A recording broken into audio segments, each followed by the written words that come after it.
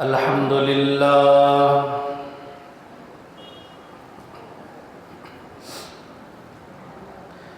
الحمد لله نحمده ونستعينه ونستغفره ونؤمن به ونتوكل عليه ونعوذ بالله من شرور أنفسنا ومن سيئات أعمالنا من يهده الله فلا مضل له ومن يضلله فلا هادي له نشهد أن لا إله إلا الله وحده لا شريك له ونشهد أن سيدنا ومولانا محمدًا عبده ورسوله أما بعد فأعوذ بالله من الشيطان الرجيم بسم الله الرحمن الرحيم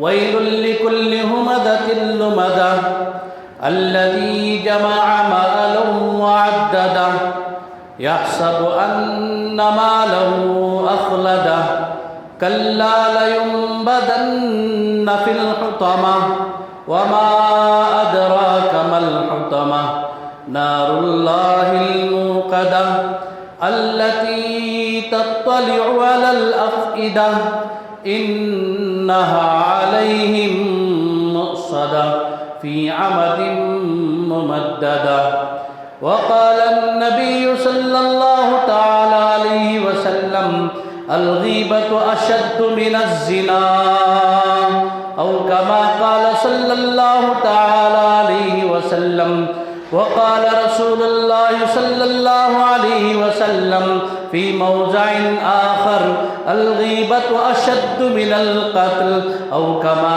قال صلى الله تعالى عليه وسلم صدق الله العظيم وصدق رسوله النبي الكريم ونحن على ذلك لمن الشاهدين والشاكرين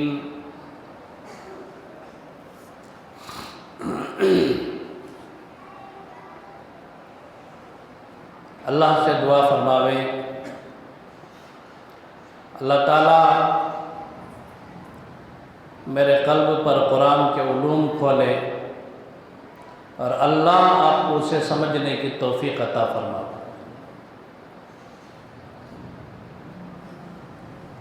میں پہلے اس آیت کا ترجمہ کر دیتا ہوں، پھر اس کے بعد حضرات مفسرین کرام نے اس سورت کی جو توضیح، تشریح و تفسیر فرمائی ہے، اسے ایک مختصر انداز میں بتانے کی میں پوری کوشش کروں گا۔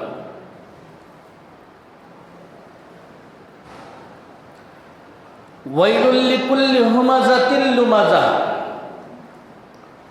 وَيْلٌ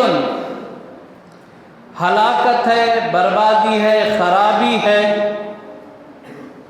لِكُلِّ هُمَزَةٍ لُمَزَةٍ، ان لوگوں کی جو پیٹھ پیچھے برائی کرتے ہیں اور منہ پر تانا دیتے ہیں، الذی جمع مال وعددہ، اور وہ لوگ جنہوں نے مال جمع کیا اور گنتی کرتے رہے، یحسب، وہ گمان کرتے ہیں، ان مالہ اخلدہ، کہ ان کا مال ان کو ہمیشہ کے لیے نجات کا سبب اور ذریعہ بنے گا۔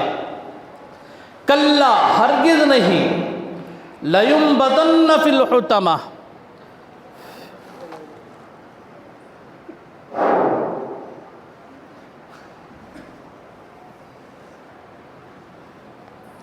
کلا، ہرگز نہیں، لَيُنبَذَنَّ، پھینک دے گا، فِي الْحُطَمَةِ، جہنم میں، وَمَا أَدْرَاكَ مَا الْحُطَمَةِ، اور یہ حطمہ کیا ہے؟ جہنم کا ایک طبقہ ہے، اسے حطمہ کہا گیا ہے۔ یہ حطمہ کیا ہے؟ نار اللہ الموقدہ، یہ وہ آگ ہے جسے اللہ نے سلگائی ہے، التی تطلع علی الافئدہ، التی وہ آگ تطلع پہنچتی ہے علی الافئدہ قلوب تک، انہا علیہم مؤصدہ بے شک یہ اس میں بندھے ہوئے ہوں گے، فی عمد ممددہ آگ کے بڑے بڑے ستونوں میں۔ یہ اس آیت کا ترجمہ۔ یہ آیت کب نازل ہوئی، کئی کو نازل ہوئی، کیا واسطے نزول ہوا ہے آیت کا؟ دیکھو پہلا ہی جو جملہ ہے ویل لکل، ہلاکت، بربادی، خرابی ہے ان لوگوں کی۔ ہمزہ دو لفظ ہے، ایک ہمزہ اور ایک ہے لمزہ۔ ہمزہ کہتے ہیں پیٹھ پیچھے برائی کرنے والے کو۔ بعض لوگوں کا مزاج ہوتا ہے نا، چار آدمی بیٹھے، شروع ہو گئی بات، اسے پیٹھ پیچھے برائی کرنے کو ہمزہ کہتے ہیں، اور منہ پر تانا دینے کو لمزہ کہتے ہیں۔ یہ اچھا، یہ سورت کب نازل ہوئی؟ حضرت نبی کریم صلی اللہ تعالیٰ علیہ وسلم دنیا کے اندر مبعوث ہوئے۔ اللہ کے نبی حضرت محمد رسول اللہ صلی اللہ تعالیٰ علیہ وسلم دعوت و تبلیغ کا یہ مشن لے کر جب آگے بڑھے تو مشرکین مکہ میں دو طبقات تھے۔ پہلا طبقہ وہ ہے جنہوں نے اللہ کے نبی کی پیٹھ پیچھے برائی کی، ان کو کبھی ہمت نہیں ہوتی تھی، کبھی جسارت نہیں ہوتی تھی کہ رسول خدا صلی اللہ تعالیٰ علیہ وسلم کے سامنے جا کر کھڑے ہو کر اللہ کے نبی کے سامنے کھڑے ہو کر کچھ کہہ دے۔ یہ سامنے آنے کی جسارت نہیں تھی۔ آج بھی ہوتا نا، بہت سارے مشرکین کے اندر سے زہر ہوتا ہے، لیکن کبھی ان کو سامنے آنے کی جرأت نہیں ہوتی۔ تو ایک تو طبقہ یہ تھا، حضرت نبی کریم صلی اللہ تعالیٰ علیہ وسلم کے پیٹھ پیچھے لگا ہوا تھا، ہمیشہ جس مجلس میں بھی بیٹھتے تھے، جہاں بھی بیٹھتے تھے، جہاں موقع مل گیا فوراً اللہ کے نبی علیہ الصلوۃ والتسلیم سے تان و تشنیع میں جڑ گئے۔ اور حضور نبی کریم صلی اللہ تعالیٰ علیہ وسلم نے فرمایا، یہ لوگ میری اتنی تانا زنی کرتے ہیں، اتنے زیادہ میرے سلسلے میں بغاوت کرتے ہیں، الحمدللہ اللہ نے میری حفاظت فرمائی۔ کیوں فرمایا آقا نے یہ جملہ؟ نبی برحق، نبی کی دعوت برحق، نبی کا طریقہ برحق۔ اب حق پر رہنے والے کی آدمی جب غیبت کرتا ہے تو پھر وہ غیبت کے دائرے میں وہ خود آ جاتا ہے، خود اس پر لعنت ہوتی ہے۔ ایک طبقہ یہ تھا، نبی پاک صلی اللہ تعالیٰ علیہ وسلم کے پیٹھ پیچھے غیبت کرنے والا طبقہ تھا۔ حضرات مفسرین میں بعض لوگ ایک نام کا تذکرہ کرتے ہیں کہ اخنس بن شریق بن اخنس، اسی طرح ایک اور نام بھی آتا ہے۔ اس طرح کے جو لوگ ہوتے تھے نبی علیہ السلام کو بہت زیادہ پیچھے سے تکلیف پہنچانے والے تھے، ان کو کہتے ہیں ہمزہ، پیٹھ پیچھے غیبت کرنے والے۔ اچھا غیبت کیا ہے؟ دیکھو یہاں ایک چیز کی وضاحت ہوتی ہے۔ حضرت نبی پاک صلی اللہ تعالیٰ علیہ وسلم کی مجلس تھی، حضرات صحابہ تشریف فرما تھے۔ دیکھو یہ ایسے مفاہیم ہیں، اس کا پورا احاطہ کرنے ہوتا نہیں۔ میں شروع میں بولا ذرا اوپر سے کتنا ہوتا اتنا سمجھا لے چلتے انشاءاللہ۔ تو اللہ کے نبی علیہ السلام کی مجلس تھی، یہ آیت نازل ہوئی تو نبی علیہ السلام کی مجلس میں صحابہ بیٹھے تھے۔ صحابہ نے پوچھا یا رسول اللہ صلی اللہ علیہ وسلم، یہ جو ہمزہ ہیں، پیٹھ پیچھے بولنے والے ہیں، تو اللہ کے نبی نے فرمایا، تو صحابہ پوچھتے ہیں ان کا کیا وبال ہے، شریعت میں ان کے لیے کیا مسئلہ ہے؟ اللہ کے نبی علیہ السلام نے فرمایا، الغیبت اشد من الزنا، غیبت کا جو وبال ہے، ایک زانی جب زنا کرتا ہے تو اس کے زنا کرنے پر جو وبال ہے، اتنا وبال یہ غیبت کرنے والے۔ ایک تو ایک عام آدمی کی غیبت ہوتی ہے، یہ جائز نہیں، حرام ہے۔ ایک تو نیک صالح لوگوں کی غیبت ہوتی ہے، یہ بھی جائز نہیں۔ اور پیغمبر کی جو غیبت ہو رہی ہے یہ کیا معنی رکھتی ہے؟ پیغمبر کی غیبت کرنا، نبی پاک صلی اللہ تعالیٰ علیہ وسلم کی غیبت کرنا، یہ اپنی ہلاکت کو دعوت دینے کے مترادف ہے، اور ہلاک ہوئے ہیں نبی علیہ الصلوۃ والتسلیم سے جو بغاوت کیے ہیں، جو حضور کی غیبت کیے ہیں، سب سے بڑا عذاب ان کے لیے یہی ہے، آخری سانسوں تک اللہ نے ان کو ایمان کی دولت سے محروم رکھا۔ سب سے بڑی دولت کیا ہے ہمارے لیے؟ ایمان کی دولت ہے۔ ایمان کی دولت سے محروم ہو جانا یہ سب سے بڑا عذاب ہے، یہ سب سے بڑا وبال ہے۔ اخنس بن شریح ہو یا پھر جو بھی ہو، جتنے لوگ نبی پاک صلی اللہ تعالیٰ علیہ وسلم کی غیبت کرتے تھے، وہ لوگ اگرچہ کہ اللہ کے نبی نے بد دعا نہیں کی ان کے لیے، کبھی بھی حضور نبی پاک صلی اللہ تعالیٰ علیہ وسلم نے بد دعا نہیں کی ہے، لیکن بد دعا نہیں کیے ہیں تب یہ مسئلہ ہے کہ یہ لوگ ایمان کی دولت سے محروم رہے۔ اس کی مثال کیسے معلوم؟ ایک آدمی منڈی اٹھا کے اوپر تھوک رہا آسمان کی طرف، کام پڑتا ہے آپ؟ تھوکنے والے کے چہرے پر اتنا پڑتا ہے؟ نبی کی اور پھر اس کے بعد نبوت کے شعبوں سے جڑ کر کام کرنے والوں کی، خصوصاً نیک صالح لوگوں کی، علماء کی، اولیاء اللہ کی، مشائخ کی غیبت کرنا ایسے ہی ہے جیسے ایک آدمی آسمان کی طرف منہ کر کے تھوک رہا ہے۔ حضرت امام ابو حنیفہ رحمۃ اللہ علیہ کا دور تھا، حضرت امام صاحب کے دور میں بھی ملحد قسم کے لوگ بہت زیادہ پیدا ہوئے، جن کی طبیعت میں الحاد تھا، یہ ملحدین کا دور تھا۔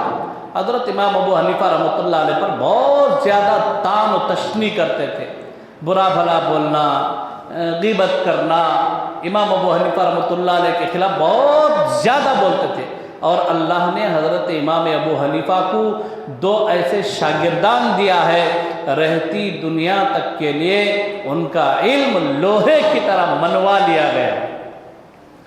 نبی کریم صلی اللہ تعالیٰ علیہ وسلم کا جو علم منتقل ہوا حضور کے قلب اطہر سے حضرت علی کرم اللہ وجہہ اور حضرت عبداللہ ابن مسعود رضی اللہ تعالیٰ عنہ جیسے صحابہ میں منتقل ہوا۔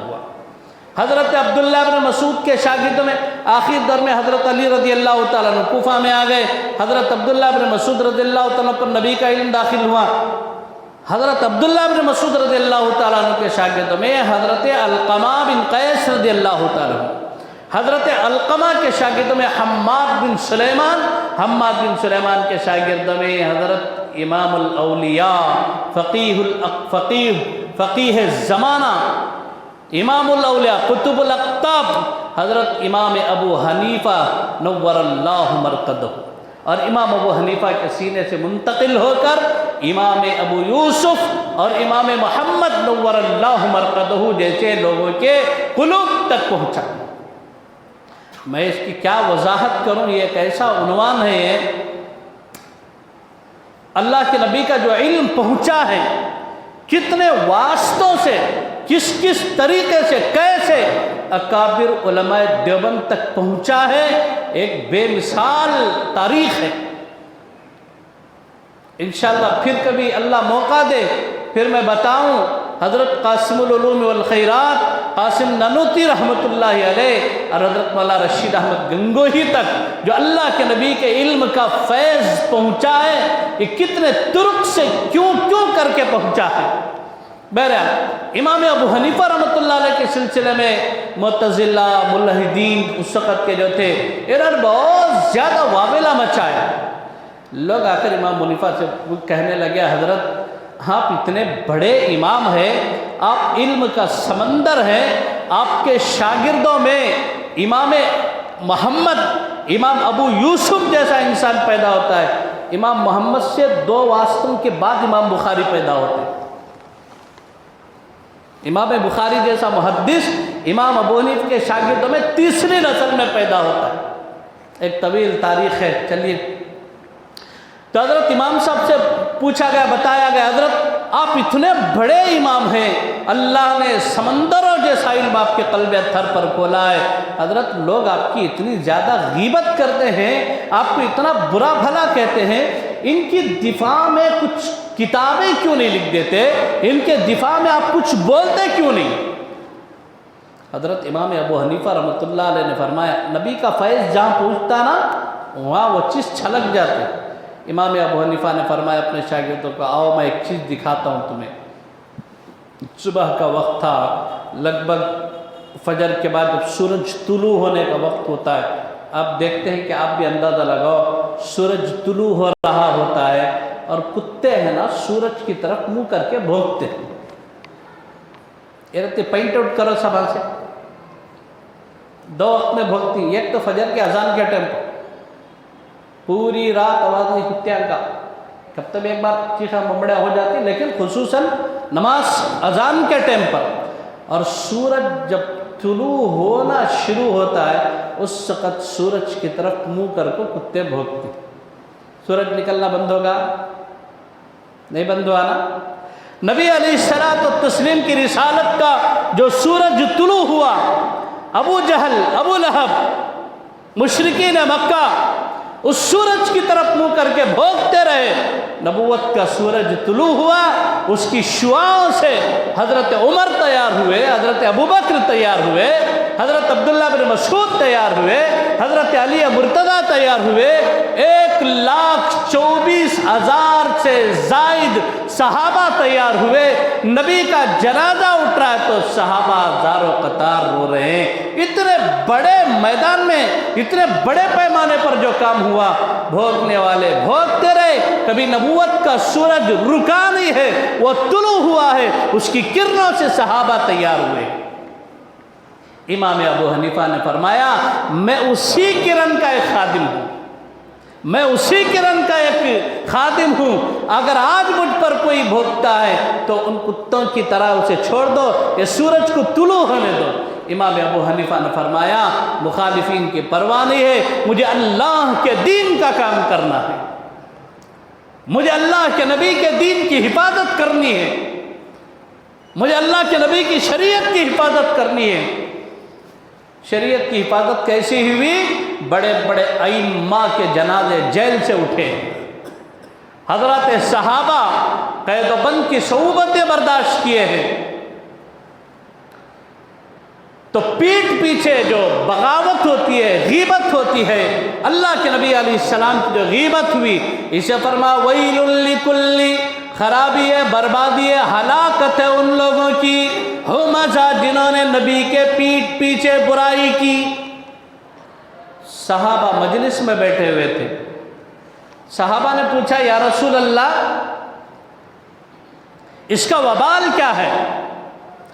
نبی علیہ السلام فرماتے الغیبت اشد من الزنا، غیبت زنا سے بھی زیادہ بری چیز ہے۔ اور ایک موقع پر اللہ کے نبی نے فرمایا الغیبت اشد من القتل، غیبت قتل سے بھی زیادہ بڑی چیز ہے۔ کسی کی اصلاح کرنا ہے اس کا اندازہ بہترین انداز سے، بھائی آپ جو کام کر رہے ہیں شریعت کی نظر میں غلط ہے، آپ ایسا کام نہ کریں، یہ طریقہ ہوتا ہے، سامنے سامنے بتا دیا ہوگا۔ لیکن پیٹھ پیچھے جانا، پلاننگ کرنا، انہیں ایسا کر رہا ہے، انہیں ایسا کر رہا ہے، انہیں وہ بول رہا ہے، انہیں یہ بول رہا ہے، انہیں فلاں کر رہا ہے، بھائی بول کر خامخواہ اپنی آخرت کیوں برباد کرتے؟ یہ ایک مسئلہ ہے، اس لیے فرمایا ہمزہ، اور دوسرا جو جملہ ہے لمزہ۔ اور صحابہ کا اور مشرکین مکہ کا ایک اور طبقہ تھا جن کو لمزہ سے تعبیر کیا، یہ وہ لوگ ہیں جو نبی علیہ السلام کے سامنے آ کر کھڑے ہو کر حضور کو ہاتھ دکھا کر بولتے تھے۔ اللہ کے نبی دنیا میں آنے سے پہلے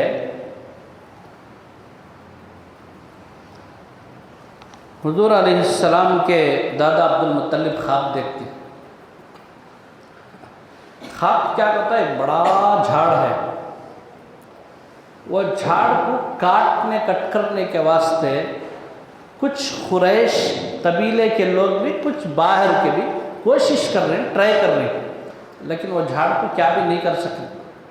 صبح کو اٹھے دیکھے تعبیر کیا ہو سکتی ہے، اس زمانے کے جو معبرین تھے ان سے پوچھا گیا یہ تعبیر کیا ہو سکتی ہے، تو فرمایا کہ عبد المطلب تمہاری نسل میں اللہ ایک ایسا لڑکا عطا کریں گے وہ اپنے زمانے کا بڑا انسان ہوگا، اس کے صفات، اس کی فضیلت کیا ہے یہاں تک تو نہیں پہنچ سکتا، میں صرف اتنا کہتا ہوں بہت بڑا آدمی ہوگا، اور اس کی مخالفت میں ایک طبقہ باہر کا ہے، ایک طبقہ خاندان کے اندر کا ہے، خاندان سے باہر بھی مخالفت ہوگی اور خاندان کے اندر بھی مخالفت ہوگی۔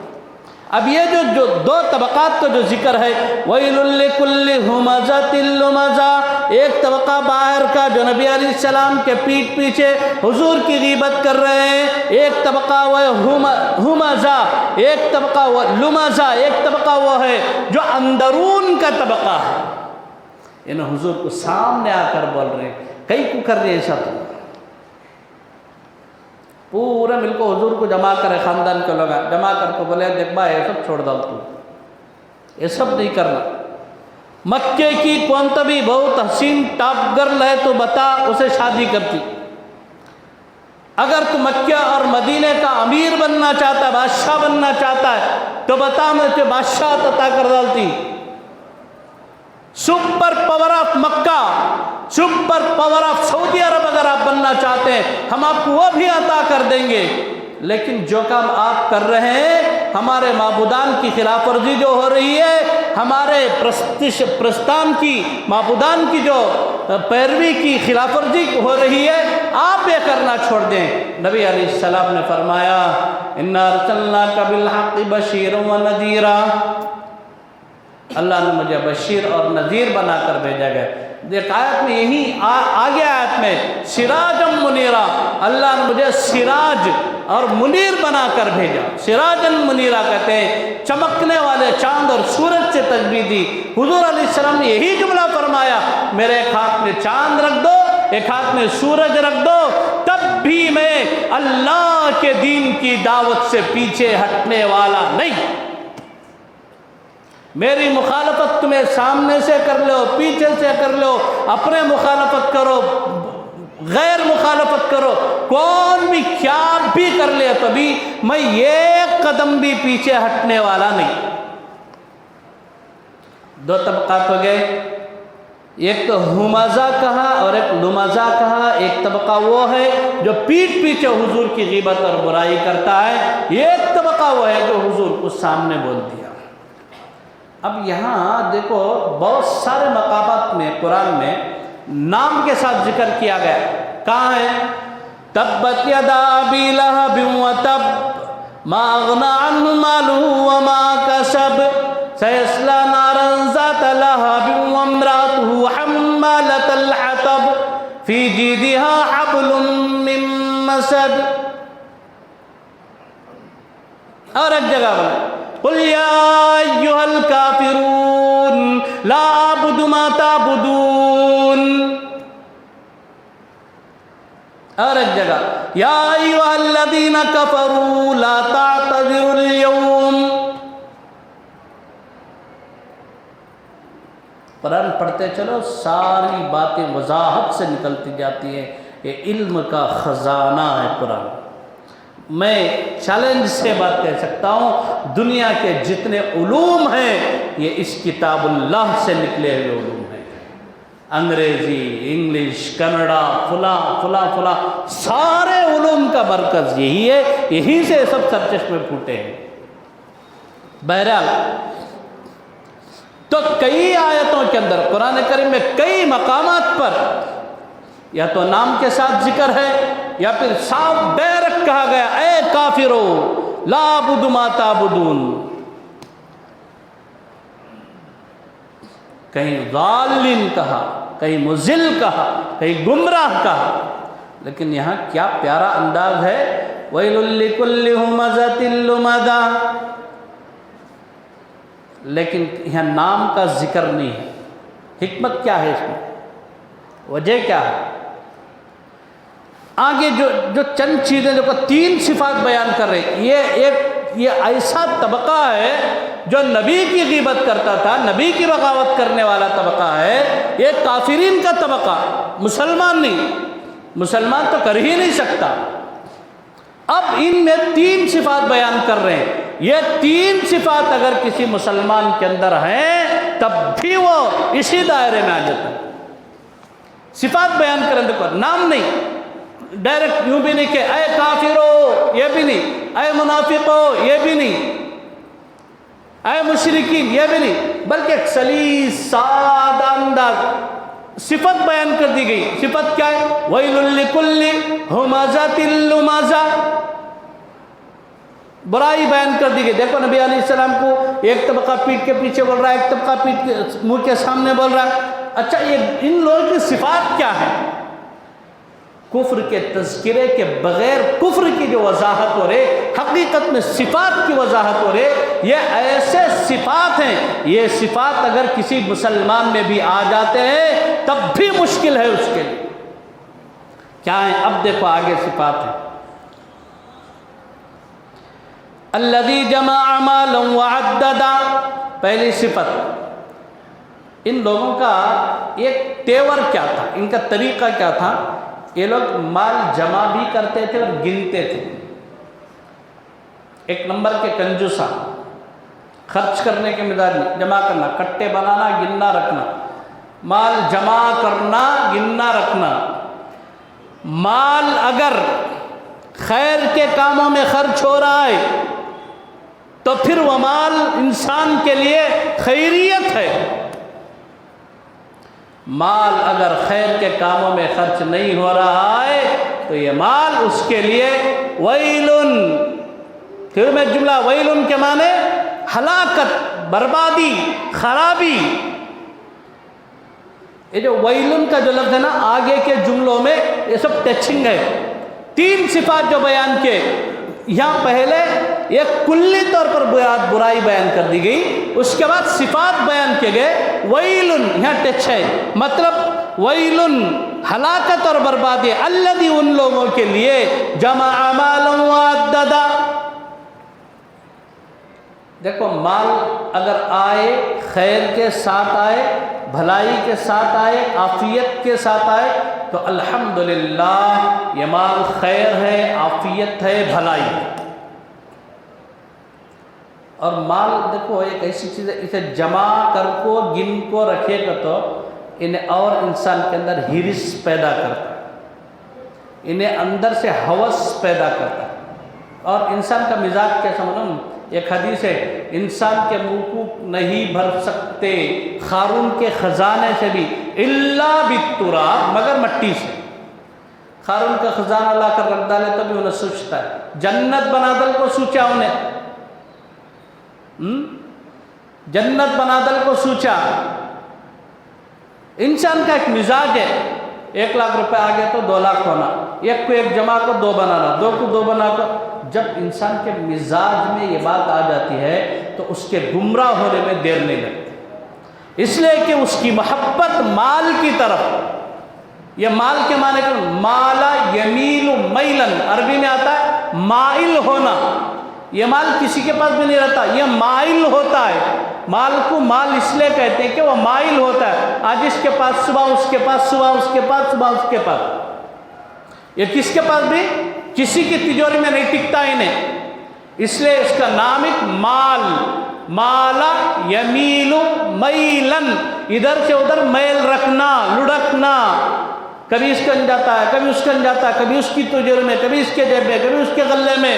لیکن یہ مائل ہونے والی چیز کو جب انسان قید کر کے رکھتا ہے تو مطلب یہ ہے کہ اس کا دل اس مال پر آ گیا. اب مال کبھی اس کے پاس رہنا تو ہے نہیں، جب مال مائل ہوتا ہے تو پھر انہیں پریشان ہوتا ہے. اس لیے مال سے محبت نہیں، یہ سب آنی جانی چیزیں ہیں، یہ ہاتھ کا میل ہے. اللہ جب چاہتا ہے آن کی آن میں دے دیتا ہے، اللہ جب چاہتا ہے تو آن کی آن میں چھین دیتا ہے. یکے در حسیر و یکے بر سریر، کوئی حسیر پر ہے، کوئی سریر چوپائی پر ہے. یہ سب اللہ کی قدرت کے کرشمے. اللہ جب دینے پر آتے ہیں تو راتوں رات اس کو مالدار بنا دیتے ہیں. ایک فقیر کا واقعہ سنے رہی نا، ایک پیسہ تھا خرچ کر ڈالا، پھر اس کے گھر میں ایک مچھی، میں پورا واقعہ اڑا کو حذف کر کو بتا رہا ہوں، اس کے پیٹ سے کھیرا نکلا، پھر ہونا سے ایسے واقعات ہوتے ہیں۔ جب مال اللہ کی راہ میں، خیر کے کاموں میں، مدارس میں، مساجد میں، یتیموں پر، غریبوں پر، بیواؤں پر، مجبوروں پر جب یہ مال لگتا ہے تو پھر یہ مال خود کہتا ہے اے صاحب ثروت تیرے لیے مبارک ہو، یہ مال تیرے حق میں عافیت کا سبب ہے، یہ مال تیرے حق میں خیریت کا سبب ہے۔ لیکن اسے جب جمع کر کے گن کے رکھا جاتا ہے تو مال بھی کہتا ہے اور اللہ بھی کہتا ہے ویل، ہلاکت ہے، بربادی ہے ان لوگوں کے لیے جو مال کو جمع کر کے گن گن کے رکھتے ہیں۔ دیکھو کیا پیارا لفظ ہے، عددہ، عددہ مانے گننا، گننا، تعداد اس کی جمع کرنا۔ اچھا، اس کے بعد انسان کیا سوچتا ہے، یحسب، وہ سوچتا ہے، وہ گمان کرتا ہے کہ ان مالہ اخلدہ، اس کا مال اسے ہمیشہ قائم رکھے گا۔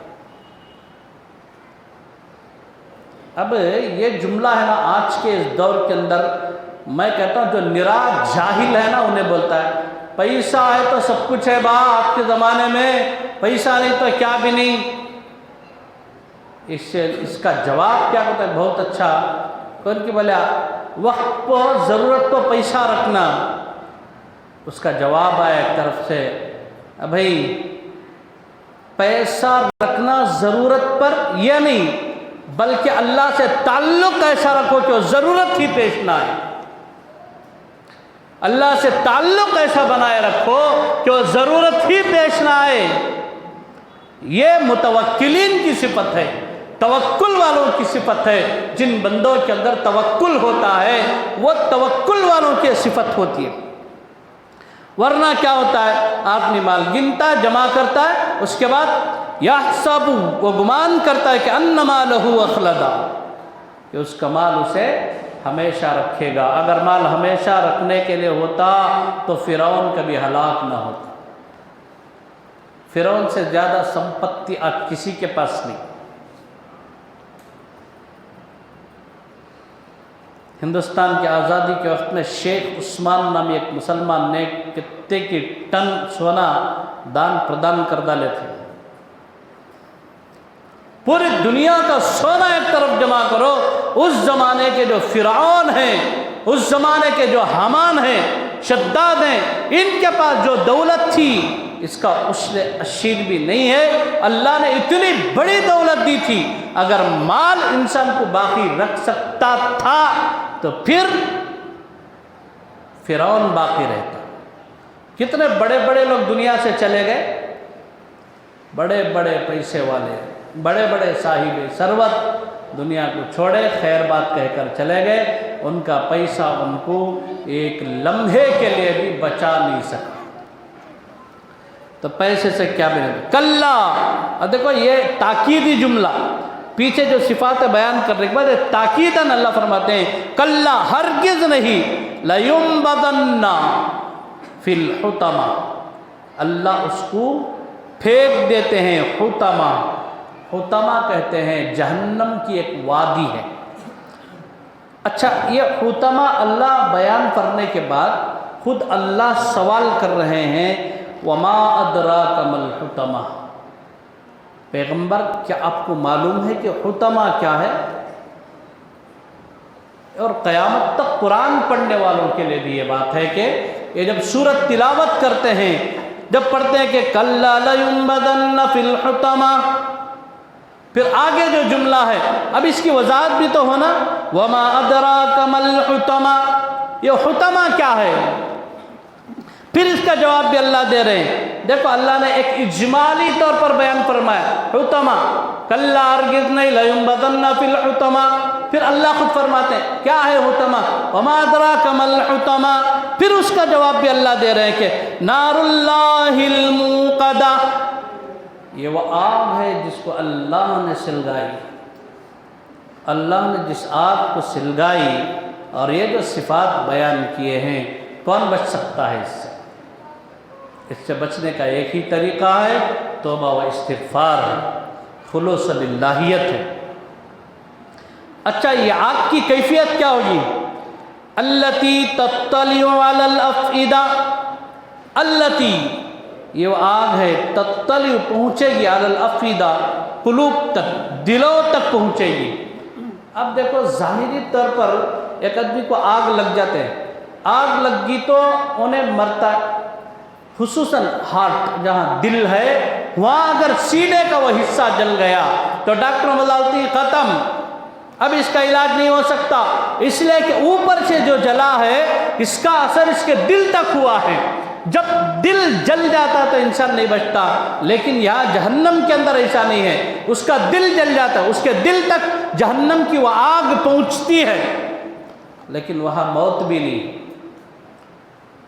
دل جل رہا ہے، جسم پورا جل رہا ہے، خاکستر ہو رہا ہے، اور پکارتا ہے کہ اللہ موت دے، اللہ موت دے، اللہ موت دے، ہاں موت بھی نہیں آتی۔ حدیث پاک کے اندر ایک جملہ ہے، روز محشر سفارش کرنے والوں کی کئی قسمیں ہیں، علماء سفارش کرتے ہیں، حفاظ کرام سفارش کرتے ہیں، نیک صالح لوگ، لیکن جو بھی سفارش کرتے ہیں من ذا الذی یشفع عنده الا باذنہ، اللہ کے حکم سے، اللہ کا حکم ہوتا ہے سفارش کرتے ہیں، جتنے لوگوں کو جنت میں جانا ہوتا ہے جنت میں جاتے ہیں، اور پیغمبر علیہ السلام کی جو سفارش ہے اپنی امت کے حق میں وہ اعلیٰ درجے کی سفارش ہے۔ خود اللہ فرماتے ہیں ارفع رأسک یا حبیبی، میرے پیغمبر میرے محبوب سجدے سے سر اٹھاؤ۔ اللہ کے نبی اتنا روئیں گے، اتنا روئیں گے، خود اللہ کو رحم آ جائے گا، اور اللہ فرماتے ہیں ارفع رأسک یا حبیبی، میرے محبوب سجدے سے سر اٹھائیے۔ آج آپ کی سفارش قبول ہے، آپ کا ہر جملہ قبول ہے، آپ کی امت کے حق میں اب اس وقت نکلنے والا ایک ایک جملہ بھی قابل قبول ہے۔ پیغمبر میرے محبوب آپ سجدے سے سر اٹھا لیجئے۔ جب سجدے سے سر اٹھاتے اللہ فرماتے محبوب جتنی سفارش ہونی تھی پل صراط پر آپ کی سفارش قبول ہو گئی، جہنم کے طبقات میں آپ کی سفارش قبول ہو گئی، پھر بھی آپ رو رہے ہیں۔ محبوب آپ جائیے، دیکھیے جہنم کی وادیوں کے اندر کون آپ کا امتی ہے، کون ایسا ہے جس نے زندگی میں ایک مرتبہ لا الہ الا اللہ محمد الرسول اللہ پڑھ لیا ہو، آج اس کی مغفرت کا دن ہوگا۔ پیغمبر آپ جائیے، آپ کو پورا حق ہے، آپ سفارش فرمائیے۔ اللہ کے رب علیہ السلام جہنم کے وادی کے پاس جا کر کھڑے ہوتے، اندر سے آواز آتی ہے یا حنان یا منان، یا حنان یا منان، یا حنان یا منان۔ پیغمبر مڑ کر فرماتے اللہ تیرا کوئی بندہ تجھے پکار رہا ہے مولا، ہے رب کریم تیرا کوئی بندہ جہنم کی اس وادی کے اندر پکار رہا ہے، اور وہ کہہ رہا ہے یا حنان یا منان، یا حنان یا منان کہہ رہا ہے۔ رب کریم کیا تجھے ابھی جوش نہیں آیا، کیا تیری رحمت جوش میں نہیں؟ اللہ فرماتے سارا علم ہے اللہ کیا، لیکن ایک منظر ہوتا ہے۔ اللہ فرماتے محبوب میں یہی تو تمہیں دکھانا چاہتا تھا، میرے بندے وہ ہیں جو جہنم کی وادی میں چل کر بھی مجھے پکارتے ہیں، کوئی یا رحمان کہتا ہے، کوئی یا رحیم کہتا ہے، کوئی یا ستار کہتا ہے، کوئی یا غفار کہتا ہے، سب اپنے الگ الگ تیور سے اپنے اپنے ناموں سے پکارتے ہیں، اور یہ وہ بندہ ہے یا حنان یا منان کہہ رہا ہے۔ پیغمبر آپ حکم دے جہنم کے فرشتوں کو نکال کر لے کر آئے، جب نکال کر لے کر آتے ہیں کوئلے کی طرح کالے ہوئے ہوتے ہیں۔ اللہ پوچھتے ہیں کیا امید تھی، کس اعتماد پر تم نے پکارا؟ انہوں نے کہا اللہ ہم نے سنا تھا تو 70 ماؤں کی محبت رکھنے والا ہے، اور تیرا محبوب رؤوف الرحیم ہے امت کے حق میں۔ اللہ نہ تجھے برداشت ہے نہ تیرے محبوب کو برداشت ہے، تجھے مخلوق سے پیار ہے، تیرے محبوب کو اپنی امت سے پیار ہے، آپ دونوں برداشت نہیں کریں گے۔ مجھے پورا اعتماد پورا بھروسہ تھا اللہ آپ کی رحمت جوش میں آئے گی، مجھے پورا اعتماد تھا، میں نے آخری وقت تک بھی اس दामन नहीं छोड़ा, मैं पुकारता रहा, अल्लाह तू माफ़ फरमाने वाला, अल्लाह तू रहीम है, अल्लाह तू रहमान है, अल्लाह तू करीम है, अल्लाह तू हन्नान है, तू मन्नान है। जब मैं इस लफ्ज़ पर पहुँचा, अल्लाह तेरे प्यारे हबीब की ज़बान में सुना था, जहन्नम के अंदर भी जब बंदा या हन्नान या मन्नान कहता है तो अल्लाह की रहमत जोश में आती है। आज मैंने वो किया है, अल्लाह मुस्कुरा कर फरमाते हैं, जा मैंने तेरी मग़फ़िरत फरमा।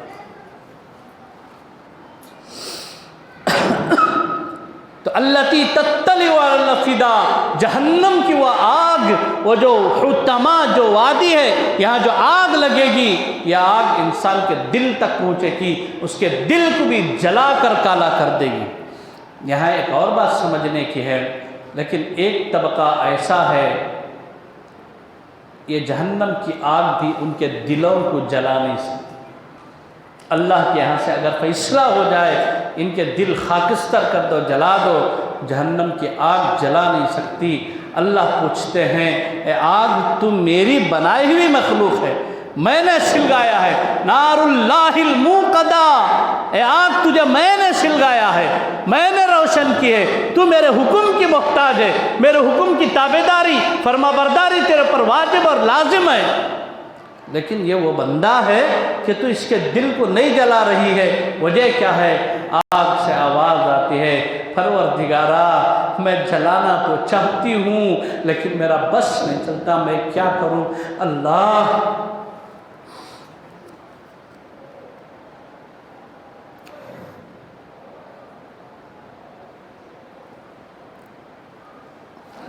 अल्लाह जिस दिल को जलाने का हुक्म है, उस दिल के अंदर तेरी मोहब्बत है, तेरे नबी की मोहब्बत है। अल्लाह मेरा बस नहीं चल रहा।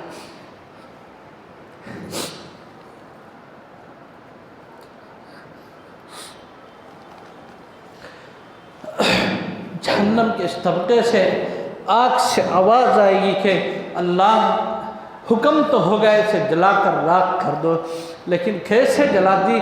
मैं पूरी क़ुव्वत का इस्तेमाल करती हूँ, अल्लाह मैं जला नहीं पाती, मेरे अंदर क़ुव्वत व इस्तिताअत नहीं है, इसलिए कि अल्लाह इस दिल के अंदर तेरी मोहब्बत है, इस दिल के अंदर तेरी नबी की मोहब्बत है। भाइयों, आज हम सब के दिल अल्लाह और उसके नबी की मोहब्बत से खाली है। हम सब के दिल अल्लाह उसके नबी की मोहब्बत से खाली है। दुनिया में कुछ कर रहे नहीं कर रहे अलग मसला है, कम अज़ कम आखिरत में जब चलो तो ऐसा चलो कि अल्लाह तेरे नबी की मोहब्बत इस दिल के कोने कोने में बसा दे, अल्लाह तेरी मोहब्बत इस दिल के कोने कोने में बसा दे, ताकि कल रोज़े महशर इस दिल से आवाज़ आए, अल्लाह इस दिल के अंदर सिर्फ़ और सिर्फ तेरी मोहब्बत है, अल्लाह इस दिल के अंदर तेरे महबूब की मोहब्बत है।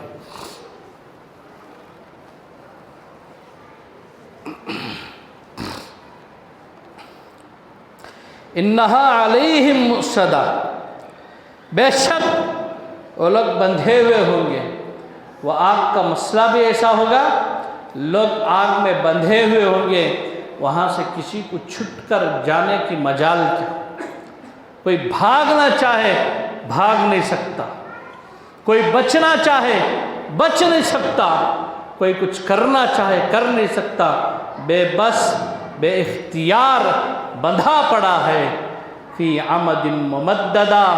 और जहाँ बंधा हुआ है उस सुतूनों की भी कैफियत है कि वो सुतून बड़े बड़े आग के सुतून हैं, आग के बड़े बड़े पिल्लर हैं, इन पिल्लरों से अल्लाह ने बांध रखा है।